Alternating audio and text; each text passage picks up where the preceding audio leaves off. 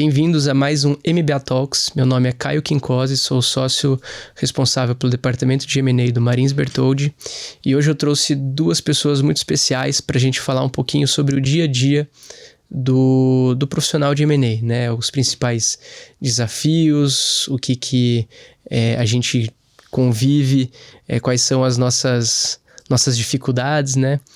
E então comigo trouxe a Isabel e a Vitória. E Isabel, começando por você, conta um pouquinho para quem está nos ouvindo da sua trajetória, o que te levou a trabalhar com fusões e aquisições.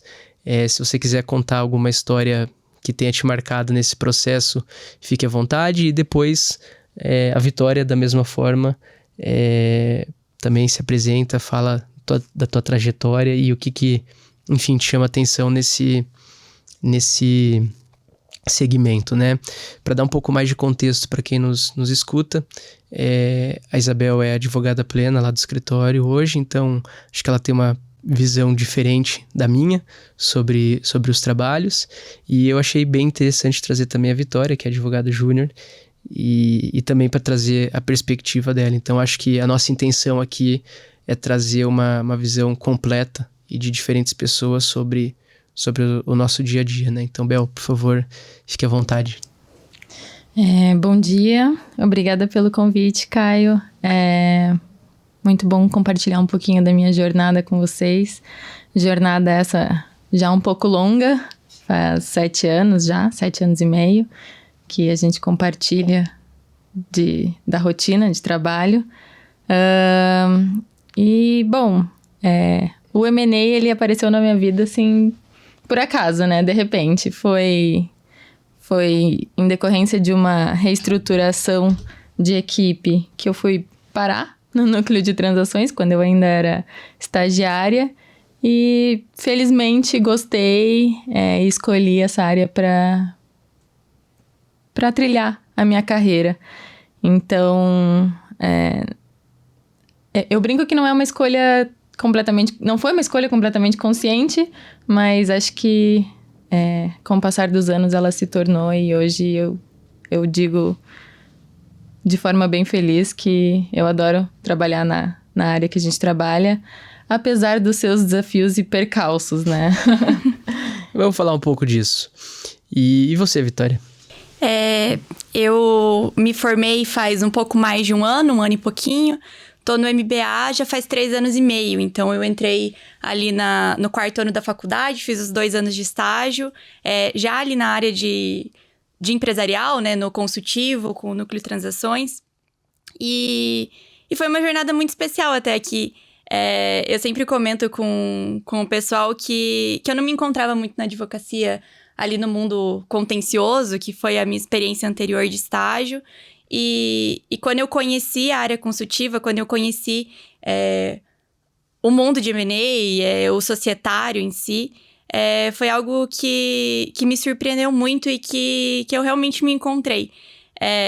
Fico muito feliz com esse convite, né, de estar aqui hoje.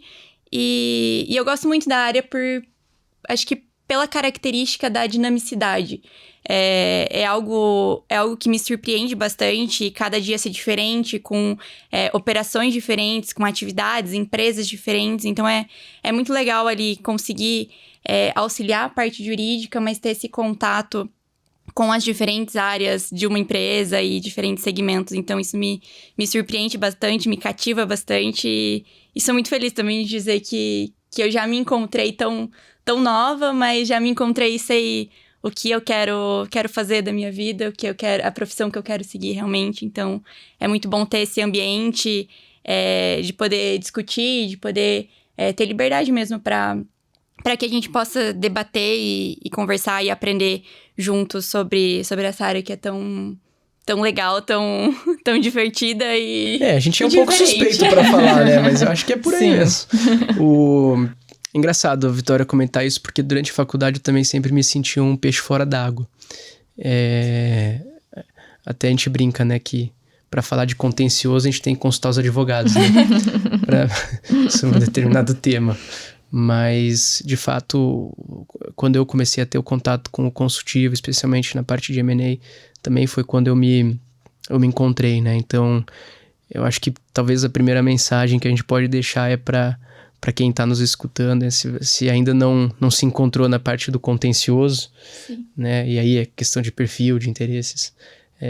Não desista ainda, existem outras opções, um outro universo, né? E é algo que a gente não fica sabendo na faculdade, né? A gente não conhece, a gente não sabe que existe esse tipo de carreira, de rotina, de dinâmica. Então, eu pelo menos não tive contato nenhum com societário, parte consultiva na faculdade.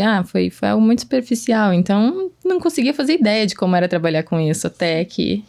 Eu já me formei tem mais de 10 anos, então não sei como a faculdade está hoje.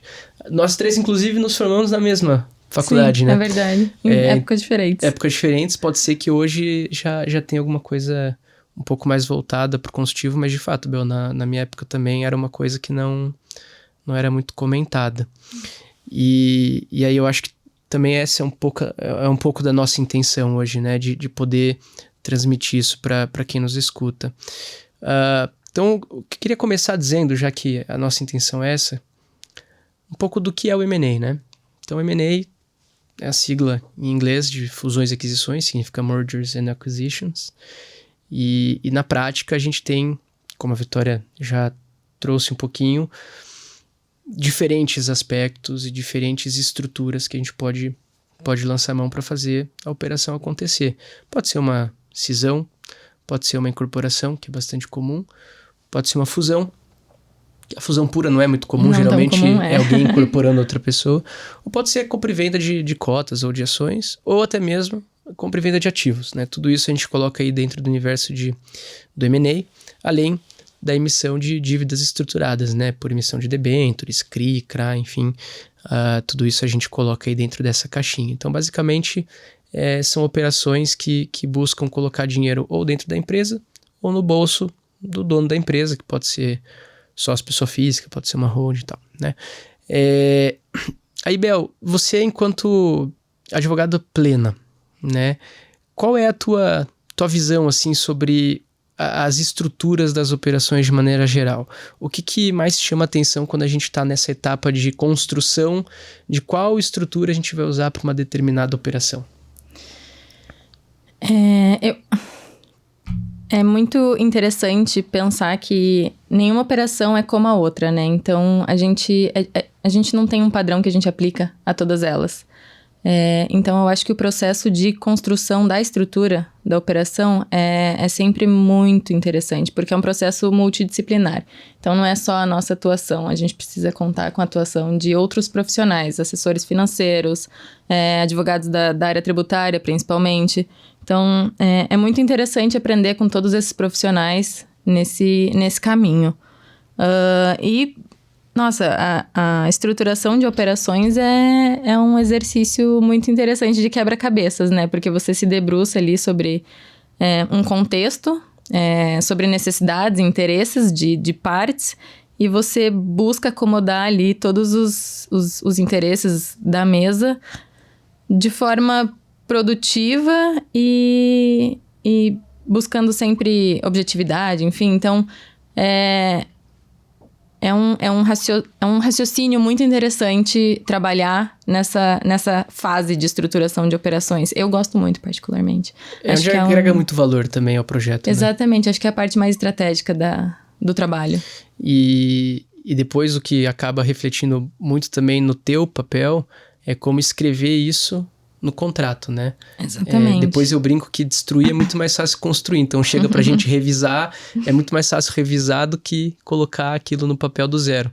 Então como que é essa experiência de você pegar aquele mundo de ideias que essa multidisciplinaridade traz à mesa e transformar aquilo em cláusula? Qual que é o desafio que você enfrenta nessa etapa do trabalho?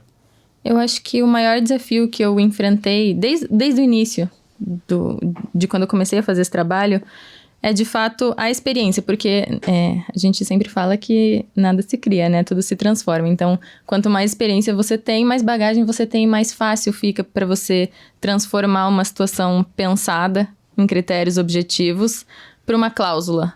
Então, mais fácil fica de fazer uma redação fluida, de pensar nos problemas que aquilo pode causar ou não, porque a gente precisa ter sempre uma redação muito clara e evitar dupla interpretação, né? Então, acho que a parte que mais me desafia é realmente sentar e ficar pensando em como escrever aquilo de uma forma que alguém pegue o documento, alguém que não tenha o contexto que eu tive, que não tenha participado de negociações, que não tenha visto todos os documentos que eu vi, consiga ler e entender a mesma coisa que eu entendi. Uhum. Então, acho que esse é o principal desafio nesse trabalho. Vitória, e para você, qual foi a grande diferença entre a rotina, os desafios enquanto advogada júnior em relação àquilo que você estudou sobre o tema na faculdade, até mesmo enquanto você era estagiária, né? Porque o estagiário, ele vai se envolvendo, assim, em doses homeopáticas, né? Na operação. Faz um pedacinho da due diligence, emite algum documento, analisa um documento, participa de uma revisão muito pontual do contrato, faz uma pesquisa para ver uma especificidade de, por exemplo, CAD. Então, qual foi a tua percepção sobre a rotina e os desafios enquanto advogada júnior contra a rotina de estagiária no M&A? Legal. Voltando então para isso que você falou sobre a faculdade, né? Aquilo que a gente já tinha comentado aqui um pouquinho. Na faculdade a gente tem ali uma aula, 45 minutos falando sobre M&A, né? E quando a gente é inserido ali na operação, vê aquilo no dia a dia, eu acho que o que mais se destaca ali para mim, o que mais me chama a atenção é que a gente precisa sempre estar fora da caixa.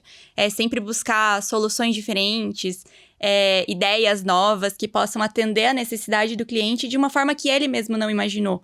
Porque muitas vezes o cliente chega ali com a receitinha pronta de internet e a gente, com a experiência ali da prática, a experiência jurídica, a gente vê que nenhuma receita é igual a outra. Não existe algo que vai funcionar para todas as operações, né? E sobre a diferença da perspectiva de estagiária para a perspectiva agora como advogada, já atuando mais na operação como um todo, né? Nessas diferentes etapas, eu acho que o que mais se destaca para mim, e que é algo que eu estou vivendo hoje na prática, é de conseguir linkar as diferentes etapas e ir criando um raciocínio mesmo, e criando a ideia de por que a gente está fazendo aquilo, qual é o próximo passo, quais são os riscos que envolve para o cliente, quais são as oportunidades, e conseguir ver isso se desenvolvendo na prática e até mesmo conseguindo antecipar algumas etapas futuras, acho que é algo que ajuda bastante e que vai criando, né, aí uma bagagem pro futuro. É o que você falou, né? Na faculdade a gente vê o M&A como fusão, aquisição, incorporação, mas na prática, é muito além disso. Esses conceitos técnicos, eles são a ponta, né, do iceberg. Por baixo tem muita coisa que influencia na decisão, né? Questão de valor de rescisão com empregados, impactos tributários, eu acho que influencia bastante também. Mas enfim, e tudo isso que a gente está expondo aqui conceitualmente é refletido numa prática bastante intensa, numa rotina bastante intensa, né? A gente tem... não lembro qual das duas comentou que nunca uma coisa é igual a outra.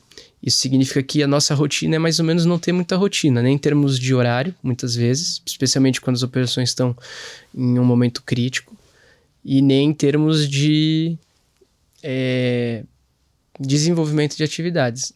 Talvez, acho que o único padrão que a gente encontra nisso é ter intercorrências no meio do caminho, né? Então, eu já estive no lugar de vocês, sei que é super complexo administrar um monte de demanda ao mesmo tempo, e especialmente quando a gente está falando de uma operação que muitas vezes o prazo é para hoje, porque a gente está aqui para atender a necessidade do cliente, a gente presta serviço, então a gente tem que atender o prazo do cliente, né? E isso é difícil muitas vezes para você ter a segurança de que, por exemplo, você vai emitir um relatório de due diligence consistente, né? Verossímil e rápido, né? Então, vou começar pela Vitória agora, para ela falar um pouco de como que é essa rotina, Vitória, né? O que mais te surpreende na rotina do M&A? E se você puder passar algumas dicas de quais táticas você tem para se organizar para cumprir com todo esse dinamismo. Eu acho que o principal aspecto ali que eu vejo na minha rotina é que sempre vai acontecer uma urgência. Então, é importante a gente já ter isso em mente, já organizar ali o tempo do dia a dia para conseguir ali administrar a urgência da melhor forma possível. Porque com diversos clientes que demandam a gente das formas mais diversas, seja ali no meio da operação de M&A, na due diligence, na coordenação da DUI, seja também na parte ali do societário puro, no dia a dia da empresa, nos contratos. Eu acho que é muito importante para o profissional de M&A, principalmente que está ali começando, ter muito, de uma forma clara e de forma fácil, essa capacidade de mudar de uma hora para outra demanda, ter essa interface ali, porque em um momento você está respondendo um cliente sobre uma demanda X, daí outra pessoa vai te ligar, você vai ter que responder um e-mail, vai chegar alguém ali na sua mesa para conversar sobre uma demanda da semana passada, então precisa ter essa habilidade mesmo de mudar o foco de forma rápida. E uma coisa que eu uso bastante para organizar o meu dia é dividir o meu dia em etapas. Por exemplo, no início da tarde, no início da manhã e no início da tarde são os momentos ali que eu vou lidar com as urgências. Então, eu vou resolver o que veio por e-mail, eu vou resolver o que veio por WhatsApp. E daí, passou esse momento, eu vou ali separar 2 horas para estar no foco e conseguir me dedicar ali mais de forma intelectual e pensar realmente naquilo que eu tô fazendo para me dedicar a uma demanda mais complexa. Então, acho que ter essa capacidade de dividir o seu dia, de estruturar a rotina, para que mesmo uma rotina que não tem tanta rotina assim, para que a gente consiga realmente atender, né, as expectativas dos clientes das mais diversas formas, porque vai ter cliente que vai ali demandar uma urgência maior, vai ter cliente que os prazos estão ok, os prazos que a gente passa inicialmente. Então, a gente realmente precisa entender ali o que o cliente precisa, o que o cliente deseja e organizar as urgências. Legal, e uma coisa que eu acho que vocês duas e o resto do time faz muito bem também, e ficou um elogio público, né, sobre isso, é levantar a mão e falar assim, puxa, Caio ou Carol, que, né, é a líder do nosso núcleo ali, eu preciso de ajuda para reorganizar as prioridades, porque às vezes é humanamente impossível resolver tantas coisas juntas, né? Então, eu acho que isso vocês fazem muito bem também para ajudar nessa definição de prioridades. E eu acho que isso é legal porque é uma cultura que a gente passa até quando eu era estagiária, hoje para as estagiárias do nosso time, de sempre sentar e falar, precisa de ajuda para organizar as prioridades? E eu acho que isso vai gerando um senso de confiança na equipe, de que todo mundo sabe o que tem na mão e de que a gente consegue ali confiar que as coisas vão ser entregues como devem ser entregues. Cada um vai fazer a sua parte, né? Exato. Acho que isso é importante mesmo. Ibel, na pele aí de um advogado pleno, né? Advogada plena, como que é o teu dia a dia no meio de ajudar, às vezes, a Vitória a se organizar com as coisas dela, dar devolutiva para cliente, participar de call, escrever o contrato. E você, tem alguma estratégia um pouco diferente do que a Vitória comentou? O que você poderia compartilhar conosco sobre a tua rotina aí de pleno? Eu acho que o que é engraçado, porque quando você me pergunta como é a minha rotina, o meu dia fazendo todas essas coisas, ela não é muito diferente do que a Vitória já falou. Talvez eu tenha alguns pratinhos a mais ali em que eu preciso me concentrar também. E às vezes eu preciso ter um momento de foco maior. Por exemplo, quando eu preciso elaborar um documento extenso, a gente sabe que contratos na área de M&A atingem 100 páginas facilmente. Sim. Então, mas é uma montanha-russa de emoções, assim. A gente começa o dia pensando, putz, hoje eu tô bem tranquila. E ao longo do dia você descobre que não, que na verdade aquele dia que você achava que ia acabar às 6 da tarde vai se estender um pouquinho mais. Mas é importante a gente observar a dinâmica de todas as pessoas com quem a gente trabalha, porque cada um tem algo para ensinar pra gente. Então, eu acho a Vitória uma pessoa muito organizada. eu me espelho nela em vários procedimentos que ela usa e em várias coisas. A gente até brinca que a Vitória é a inteligência artificial da nossa equipe, porque ela realmente é muito boa em procedimentos e todas essas coisas. E eu aprendo muito com ela. Então, várias coisas de organização, até organizações de e-mail, assim, eu aprendi muito com a Vitória e isso me ajuda bastante na dinâmica dos trabalhos. Mas claro que a gente trabalha com muitas ferramentas, então o WhatsApp, por exemplo, também é uma ferramenta de trabalho.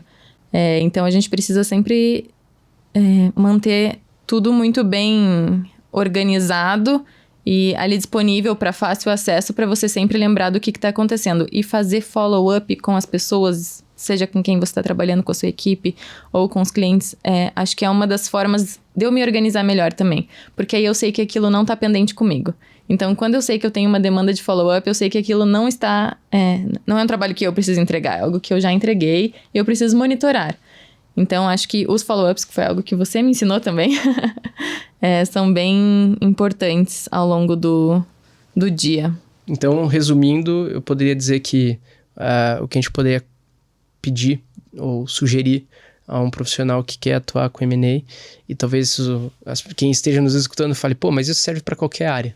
Talvez seja, mas o que a gente conhece é a nossa realidade, né? Então, o que a gente precisa de alguém que seja organizado, né? Acho que organização é fundamental, e fluxos, né? Acho que é importante seguir fluxo, confiar no processo. Sim. Né? Enquanto o processo está fluindo... E formalizar sempre tudo. Todas as decisões, compartilhar com a equipe, ter backup de tudo que está acontecendo. O histórico é importante, exatamente. Né? Uma coisa que eu, inclusive, gosto de fazer é salvar todas as minutas anteriores ao longo do documento, com todos os comentários que a gente fez ao longo do trabalho para entender o porquê que a gente está trabalhando numa cláusula de determinada forma e não de outra. Uhum. E aí você vai sempre salvando o porquê que aquela operação está seguindo daquele jeito. E uma outra estratégia que eu particularmente adoto tem muito a ver com os follow-ups que a Isabel está comentando. Eu sempre abro no OneNote, mas acho que funcionaria num Word ou qualquer outro, né, até mesmo num e-mail, e anotando pontos que ainda estão em aberto e que a gente precisa resolver para aquela determinada operação. E a gente tem a segurança de que nada vai passar sem resolução, né? E para a gente ter essa rotina, só sendo organizado e tendo fluxos bem estabelecidos, né? Acho que isso é importante. Especialmente se você é uma pessoa que não tem uma memória muito boa. É o meu caso. Não é com certeza o teu caso, é com certeza se você não tem uma memória muito boa. E aí eu queria entrar também aproveitando essas características que vocês trouxeram da organização e fluxos e tudo mais. Quais outras habilidades ou o que a gente considera adequado no perfil, né, de quem trabalha com M&A na parte jurídica, pelo menos? Então, o que eu enxergo que um profissional de M&A tem que ter, além da organização que a gente já falou? Eu considero muito importante que seja um profissional com um sólido conhecimento técnico. Ninguém é 100% bom tecnicamente alguma coisa, a gente sempre tem espaço para evoluir, mas eu acho que é importante ser alguém que fala e que entende com segurança de societário, né, principalmente no nosso caso, e que tem uma boa lógica contratual, porque no final das contas um contrato de M&A, qualquer que seja a estrutura, ainda é um contrato, né? Inclusive tem uma discussão aí entre contratualistas e comercialistas, se o M&A é comercial ou contratual, porque dá para puxar a corda para um lado ou para o outro, dependendo das tuas preferências. Mas então, o raciocínio lógico jurídico, a consistência técnica é muito importante. Eu acho que me faz muito sentido também que a pessoa entenda razoavelmente bem do idioma inglês. A gente sabe que é comum ter operações cross-border, ou se não for a operação cross-border, alguma parte envolvida no processo americana, ou enfim, de fora do país, e aí o jeito mais fácil de se comunicar é em inglês. Então acho que o idioma estrangeiro é importante para a nossa área. E aí isso, bom, tô falando aqui só dos hard skills, né? E aí acho que tem questões de soft skills também que eu considero muito importantes, além da organização, que a gente já falou, que é comunicação. Acho que é importante a gente saber se comunicar. E aqui o saber se comunicar a gente tem que ser meio camaleão, assim, porque a gente precisa saber falar a língua da contraparte, seja ela compradora ou vendedora, porque a gente precisa manter um bom relacionamento com quem está do outro lado da mesa, senão a operação vai ser difícil de caminhar para frente, e depois do fechamento, a relação entre as partes ainda existe. Então, acho que saber se comunicar com a contraparte é muito importante. Saber se comunicar com os assessores da contraparte é muito importante, porque aí é linguagem provavelmente técnica com técnica, então você também não pode passar a percepção de que sabe menos daquilo, porque você começa a perder, na minha opinião, um pouco de credibilidade durante a operação. E também você tem que saber se comunicar com o cliente, que muitas vezes não é alguém que está exatamente habituado ao contexto de um M&A. Né? Ainda mais a gente trabalha com empresas familiares. Então não é assim o dia a dia de uma empresa familiar fazer operações de M&A. Muitas vezes é a primeira. É a primeira e muitas vezes também é a última. Então é importante que a gente saiba traduzir, né, o que está à mesa de negociação, o que está no contrato, e poder muitas vezes inclusive falar, calma, é assim mesmo. Do outro lado tem ali um fundo de investimento, eles são mais arrojados na negociação, não leve para o pessoal isso, né? Acho que até para colocar panos quentes em alguns momentos. E fora essas características que eu trouxe, o que mais, Bel, você considera importante para um profissional da nossa área, se você tiver alguma coisa para me complementar? Ou então, que outra característica você já viu em alguém com quem você tenha atuado, mesmo como contraparte, que tenha te chamado a atenção e falar, puxa, essa é uma habilidade que faz sentido ter num processo ou para trabalhar com M&A? Bom, você até comentou que às vezes a gente precisa ser um pouco camaleão, então acho que resiliência, sim, é uma característica muito importante, porque você, como bem disse, a gente precisa se adaptar a várias situações e às vezes situações que você nem pensou que você poderia passar. Quando eu participo de negociações, algo que me chama muita atenção é a confiança que uma pessoa tem. Então, quando você se comunica, você precisa ter eloquência. Então, me impressiona e me deixa até um pouco vidrada quando eu vejo alguém falando de um jeito muito fluido e muito seguro sobre aquilo que ela está expondo. Então, acho que confiança no teu próprio trabalho e nos teus conhecimentos sobre aquilo é muito importante. Acho que quando você tem confiança em você mesma, você também gera confiança dos outros em relação a você. E acho que inteligência emocional é uma característica muito importante para profissionais da nossa área. Porque a gente precisa estar preparado para lidar com a tensão que uma operação pode gerar. Seja uma tensão interna, algo que pega só em nós, seja uma tensão que aflige o cliente. Então, como você disse, a gente precisa saber colocar panos quentes e acalmar a pessoa que está do nosso lado, porque justamente pode ser uma pessoa que não entende muito o que a gente está conversando e que pode ficar um pouco ansiosa com aquilo. Então, a gente precisa saber transitar muito bem, né? Entre essas... todos esses cenários e saber lidar com as próprias emoções que surgem daí. Porque a gente até estava comentando agora há pouco sobre se apegar emocionalmente com as operações. Enfim, às vezes é um pouco difícil, porque você se coloca em situações e cenários tão intensos que... Isso gera laços. Isso gera laços com a tua equipe, com os clientes. Então, é difícil não ter o aspecto emocional. E você precisa saber lidar com isso para que você não se prejudique, né, com essas emoções. Para que você consiga tirar o melhor disso para você e minimizar os impactos da parte ruim, que a gente sabe que, às vezes, né, tem cansaço, tem um pouco de ansiedade, enfim. A gente é humano também, né? Não somos robôs, então acho que é importante ter consciência de todas essas coisas. Desses pontos que você pontuou, né? A inteligência emocional definitivamente é uma característica muito importante, porque Não é raro as negociações de M&A se estenderem por muitos meses, e dentro desse período de meses, ela também se estende dentro dos dias. Então, quantas vezes a gente não entra numa sala de manhã com todo mundo envolvido e sai, às vezes, no início da manhã do dia seguinte? Parece exagero?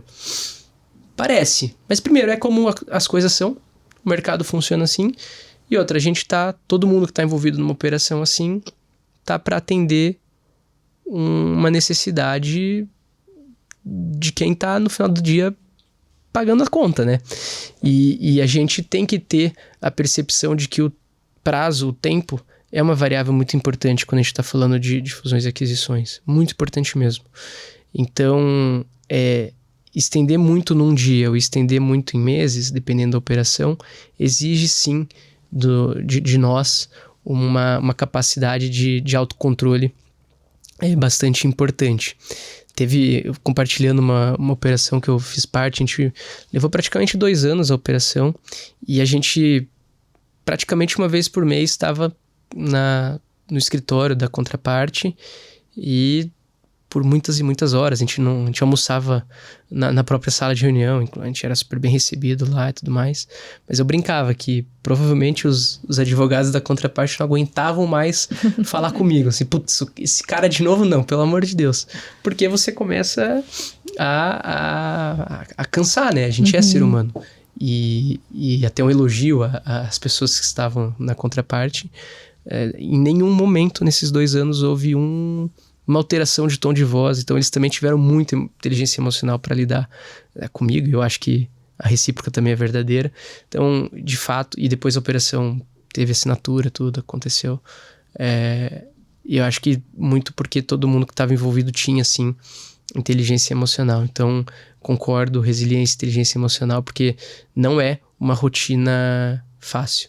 Não raras às vezes somos os primeiros a chegar e os últimos a sair do escritório, né? E às vezes a gente é pego de surpresa também, porque a gente começa o dia achando que, nossa, vai dar tudo certo, a gente vai assinar, é hoje, e você sai com uma frustração porque algo empacou e não foi pra frente. Inclusive, semana passada, no feriado, você ficou até meia-noite lá na sede do cliente, validando cláusula que precisava contar com a leitura do cliente também, porque eram muito factuais.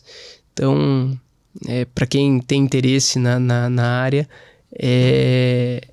não é só o glamour de Sultz, né? A gente tem dias bastante intensos. E aí eu direciono, Vitória, para você também essa pergunta, assim, de quais habilidades você sente que você desenvolveu nessa tua trajetória por enquanto, e o que você ainda considera importante desenvolver para poder continuar na área de M&A?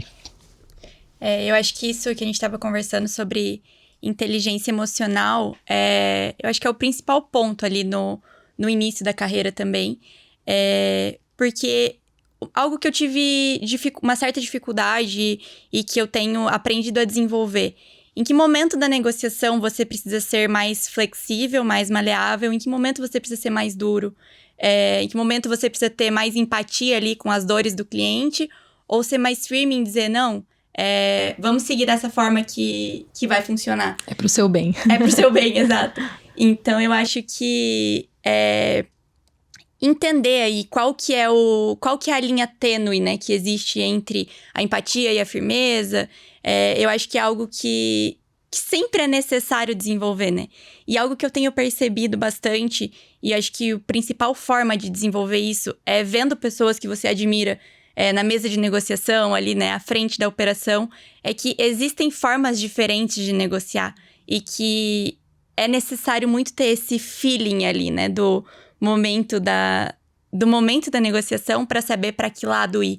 Então, acho que isso é uma soft skill que você só vai conseguir desenvolver na prática, né? Com a experiência e ali com a bagagem mesmo sendo formada, você vai conseguir desenvolver esse feeling para saber como lidar com as situações que... Quando puxa mais, quando puxa menos, né? Exato. Mas eu queria fazer até uma complementação, porque eu acho que é por isso que é tão importante ter uma equipe diversa, com perfis diferentes, porque a gente precisa reconhecer as nossas limitações, né? Então, nem sempre a gente consegue agir de determinada forma, conduzir de determinado jeito. E é importante contar com alguém junto que consiga fazer isso, que dê esse contraponto. E eu acho que a gente tem uma equipe bem, bem diversa. Acho que isso é um ponto bem positivo da nossa equipe. Aprendo muito com todos. Concordo absolutamente. E aí eu queria muito entrar aqui na reta final e que a gente pudesse compartilhar com quem nos escuta alguma dica para quem quer começar na nossa área. Acho que ao longo da nossa conversa várias dicas foram deixadas ao longo do caminho, né? Mas assim, se você pudesse dar uma dica, assim, faça um curso, veja um livro, um filme, leia um livro específico, o que vocês diriam para quem quer começar, assim? Mensagem final. Posso começar? Pode começar. Eu acho que algo que é muito forte pra mim é que a prática às vezes ensina muito mais do que um livro ou um curso, enfim. Então, eu acho que uma dica para acadêmicos e profissionais que estão querendo vir para o M&A ali no início da carreira, eu acho que tenha curiosidade, busque aprender. E isso é algo que tem que partir da gente. Muitas vezes, ainda quando eu era estagiária, eu participava de um pedacinho da operação. Só que aqui no MBA, a gente tem, como estagiário, tem acesso a todos os documentos, a tudo que foi tratado. Então, ter essa curiosidade de buscar aprender também por conta própria, de pegar ali o documento, o contrato da operação, muitas vezes sem entender o que está escrito ali, mas ler e reler e buscar e conversar e discutir. E eu acho que perguntar, né? E perguntar, exato. Ter mesmo essa postura ativa ali, né, de aprendizado, eu acho que é algo fundamental para nossa área, porque as coisas não vão vir em bandeja pra gente muitas vezes, mas a gente precisa ter essa característica de ir atrás, porque é só assim que a gente vai conseguir se desenvolver como profissional e amadurecer ali na área e realmente, né, crescer e buscar novos áreas aí. Então, acho que essa postura ativa no aprendizado, eu acho que é a principal dica. Sim. E para aqueles que talvez ainda não tenham pensado na área de M&A, que estejam ouvindo esse podcast por acaso, talvez, mantenham a mente aberta. Não é porque você não lida com o processo, não é porque você não faz sustentação oral, que você não tem contato com o juiz, que não é direito, que não é legal, que não é interessante.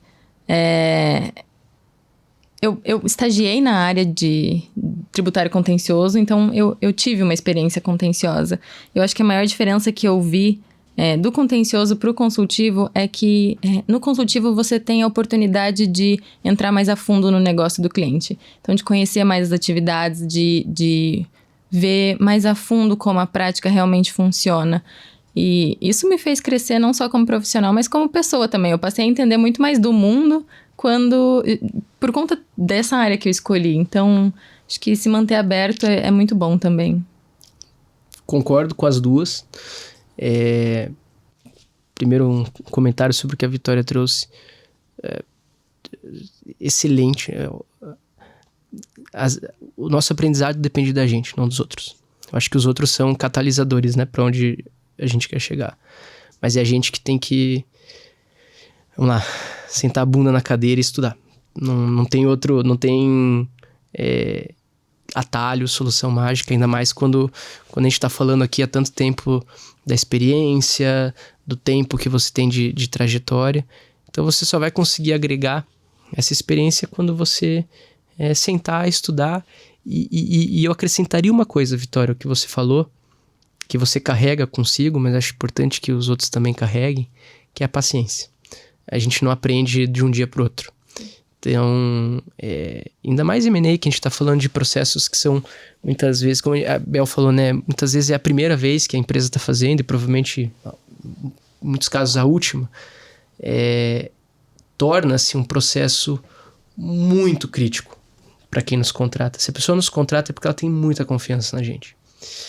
E ela só vai ter essa confiança se a gente tiver uma robustez técnica bastante forte. E a gente só constrói essa robustez com muito tempo de trabalho e paciência. E aí a mensagem que eu deixo baseado nisso não tem atalho. Tem que trabalhar muito. Tem que trabalhar firme, tem que sonhar grande, sim, né? Mas tem que trabalhar muito duro. E eu acho que o trabalho é o que nos leva a construir, como eu falei, essa confiança do cliente e ter resultados consistentes. Então, a dica que eu deixaria para quem quer efetivamente trabalhar com M&A é que não é fácil. Não é fácil, assim.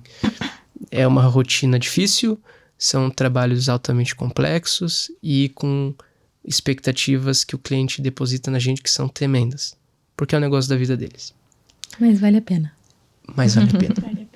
Eu amo fazer isso. Adoro M&A. Não, como eu falei no início, eu era um peixe fora d'água na faculdade. Quase larguei o direito algumas vezes. Inclusive, minha prima, ela estava na faculdade, já era formado. Ela estava entrando caloura, direito. E aí uma professora dela pediu, olha, entreviste alguém que você conhece que seja advogado ou tenha feito faculdade de direito e faça X perguntas, né? Ela me perguntou as coisas e por acaso ela foi sorteada para ler as respostas na sala de aula. E eu falei muito da parte da faculdade em si, né? E que não foi um ambiente que me trouxe felicidade plena, porque, enfim, a gente já falou... Que te formou, de fato, né? E aí a professora dela falou assim, nossa, acho que essa pessoa é infeliz, né? E pelo contrário, eu sou super realizado trabalhando com o que eu trabalho. Então, apesar de tudo isso, eu incentivo a todos, porque é uma área muito legal, multidisciplinar, que não tem essa rotina de todo dia fazer a mesma coisa. Você conhece um monte de gente diferente, de outras culturas, de culturas de outros países e do próprio Brasil, né? Sim. Você é colocado em situações que expandem, né, a nossa zona de conforto, de lidar com pessoas que às vezes têm um perfil muito antagonista ao nosso. Então, tudo isso é um desafio, mas é muito gratificante. Especial. Muito, tá louco. Eu adoro. Sou super suspeito, mas eu adoro. Sim. Então, meninas, muito obrigado por terem topado se expor e falar da trajetória de vocês, dos desafios, do que vocês consideram importante. Tenho certeza que para quem nos escutou até agora, a gente deixa uma mensagem muito positiva sobre o que a gente faz, de encorajamento, apesar dos desafios e das dores, né? Sim, foi ótimo trocar com vocês. Muito bom.